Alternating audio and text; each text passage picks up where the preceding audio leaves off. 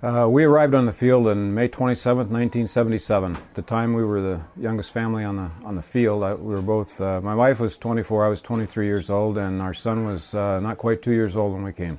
After I had become a believer, I'd gotten saved, and I wanted to have a life that was not in vain, that it had value and purpose, and not just living for myself. So the Lord led me down this path. We found out that the Wana people were very interested in having missionaries come here and live amongst them, and they right off the bat gave us an invite to move in with them. We were 3 months in a little tiny house with our 4 kids.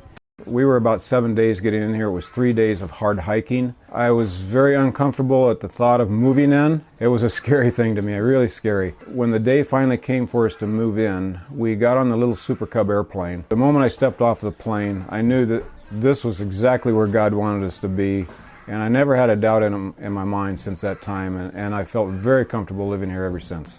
One of the biggest encouragements was to see the response of the Wana people to the gospel. Before the gospel came, their life was basically fear of spirits. Everything they did, they were always considering how it affected the spirits, whether it made them upset or whether how they would please them. If you go up to their garden houses, they would have a little split bamboo basket sticking on the trail with an egg or something else in order to feed the spirits so they wouldn't come into their house to eat them. We knew when we came there's possibility of death, whether we ourselves as adults or kids. When our youngest, who was almost 4 years old, passed away, we were in the tribe. The airplane, trying to get in, it was cloudy, but the Lord opened a hole, the pilot could land, and we got on the airplane with our little one, and flew to town. And when they got to town, tried to give him oxygen, and he was gone. People says, "Were you going to go home now?"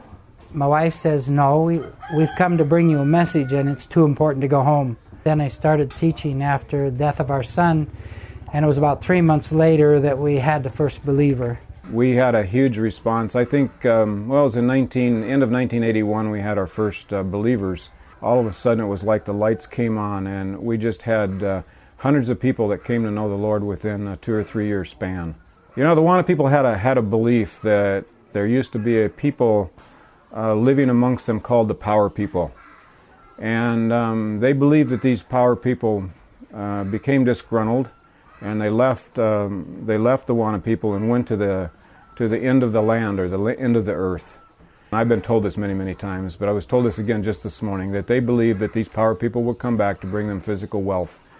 And when we came, they believed that we were those Power People that had come back. And I think that's why we were received so well. And then as time went on, they realized that the wealth that we came to bring them wasn't a physical wealth, but it was a spiritual wealth. I think that's one of the reasons it's been so successful, just the way God has worked in their hearts, you know.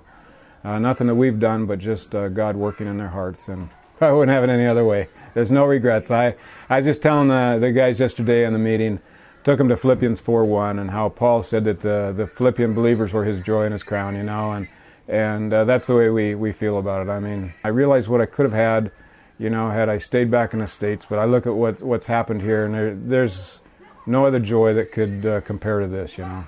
No regrets at all. Nah, setelah kami belajar dan mengetahui bahwa kematian itu adalah akibat dari dosa yang dijelaskan dalam firman Tuhan, maka kami tidak melakukan itu lagi, dan kami berhenti dan tidak percaya akan itu lagi. Sekarang kami bebas, dan setelah ada orang yang percaya, setelah ada orang yang meninggal, kami percaya itu adalah panggilan Tuhan, dan saatnya ia untuk kembali kepada Bapaknya di surga.